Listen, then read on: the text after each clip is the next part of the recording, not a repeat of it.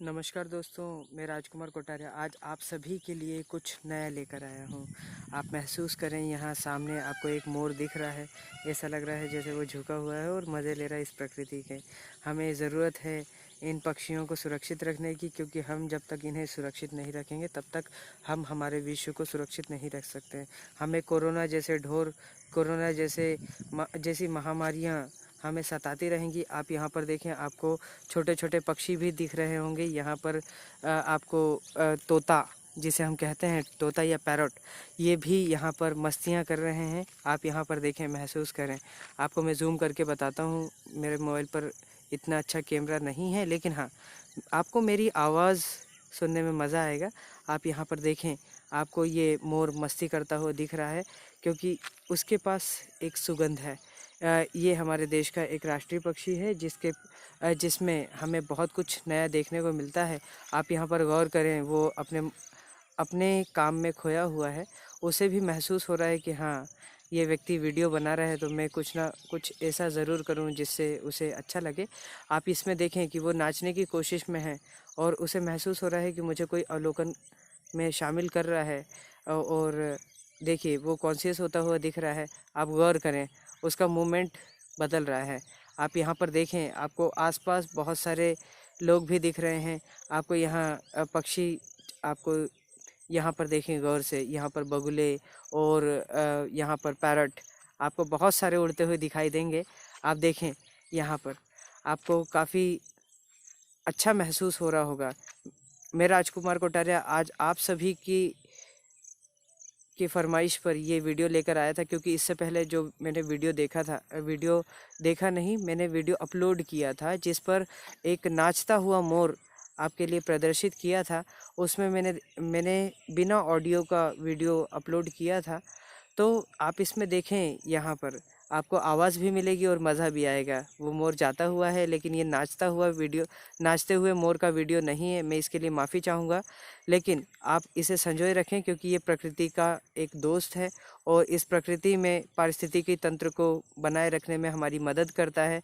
मैं चाहता हूँ इस सर्कल को हम ना तोड़ें, इस चक्रीय क्रम को हम डिस्टर्ब ना करें, क्योंकि हमारे इस छोटे से डिस्टरबेंस से ये पक्षी परेशान होते हैं। इससे हमारी दुनिया में भी एक नकारात्मक प्रभाव पड़ता है। आप देखें ध्यान से, जब तक आप लोग नहीं सपोर्ट करेंगे, आप लोग मुझे सहयोग नहीं देंगे, तब तक मैं कुछ नहीं कर सकता। आप यहाँ पर देखें, कितने स्वतंत्र रूप से सभी पक्षी मज़े ले रहे हैं। यहाँ पर आपको मैं जूम करके बताता हूँ। आप देखें, आपको यहाँ पर, हाँ, आपको आवाज़ तो आ रही होगी। ये पक्षी उड़ा बिल्कुल बाकायदा। आपको यहाँ पर देखिए, आपको महसूस हो रहा होगा काफ़ी अच्छा। मुझे भी महसूस हो रहा है। अब वो जो आपको एक पक्षी, जिसे मैं मोर कहता हूँ, वो मोर दूर दूर जाता हुआ दिखाई दे रहा है।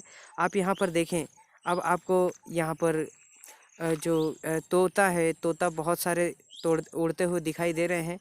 यहाँ पर देखें, आप अगर इस वीडियो को ध्यान से देखेंगे तो आपको बहुत सारे तोते उड़ते हुए दिखाई देंगे।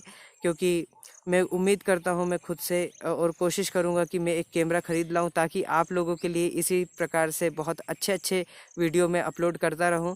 मैंने खुद से उम्मीदें बहुत सारी रखी हैं, मैंने सपनों संजोए हैं आप सभी के लिए, इस देश के लिए। क्योंकि अगर मैं ज़िंदा रहना चाहता हूँ तो मुझे इस समाज को और इस देश को और इस देश के नागरिकों को व्यवस्थित रखना होगा। मैंने जिम्मेदारियां ली हैं। मैं उम्मीद करता हूं आप लोग भी इन जिम्मेदारियों को लें और आप महसूस करें कि हम इस देश के निवासी हैं। हम केवल एक दिन के लिए 15 अगस्त ना मनाएं। मैं उम्मीद करता हूं आप इस चीज़ को समझते होंगे, क्योंकि हम लोग तिरंगा लहराते हैं उस दिन, जैसे हम 15 अगस्त या 26 जनवरी कहते हैं, उस दिन हम तिरंगा लहराते हैं, लेकिन एक दिन लहराने के बाद उस तिरंगे को कहीं भी फेंक देते हैं। तो कृपा करके दोस्तों, मैं आप लोगों से उम्मीदें रखता हूं कि आप ऐसा तो नहीं करेंगे, उसे एक सुव्यवस्थित स्थान पर स्थान दें। क्योंकि अगर हम इसे कहीं भी फेंकते हैं तो ये हमारे देश का सम्मान नहीं है। देखिए, आप, ये जो पक्षी हैं, ये मुझे महसूस कर रहे हैं। मुझे ऐसा लगता है मेरे बिल्कुल पास में ये सभी पक्षी बैठे हुए हैं। जब ये मेरी भावनाओं को समझ सकते हैं तो आप लोग भी इस बात को महसूस करते होंगे। आप लोगों को महसूस होता होगा कि एक ऐसा जानवर या एक ऐसा पक्षी जिसे हम अमूक कहते हैं, वो भी मुझे समझता है। मैं प्रकृति का दोस्त हूँ, मैं उनकी सुरक्षा के लिए काम करता रहता हूँ, कुछ थोड़े थोड़े वीडियोस अपलोड करता रहता हूँ। आप सभी से मैं उम्मीद रखता हूँ कि आप लोग इस बात को समझेंगे, क्योंकि अगर हमारा नज़रिया सकारात्मक है तो हमारी ज़िंदगी में सकारात्मक दुनिया की एक महफिल जम जाती है। वो तभी जमेगी जब हम अपने बारे में सोचेंगे और अपनी प्रकृति के बारे में सोचेंगे, क्योंकि अगर हमें ज़िंदा रहना है तो हमें ज़िंदापन भी रखना होगा। अगर हमें महसूस होता है कि ये प्रकृति हमारी दोस्त है तो ये प्रकृति हमारी दोस्त होगी, और हम कोरोना जैसे महामारियों से कभी नहीं निपटेंगे, क्योंकि इसके लिए हमें खुद को मजबूत करना है, हमें अपने रोग प्रतिरोधक क्षमता को मजबूत करना है। ये तभी हो पाएगा जब हम हमारी मानसिकता पर काम करेंगे, इसे मजबूत करेंगे।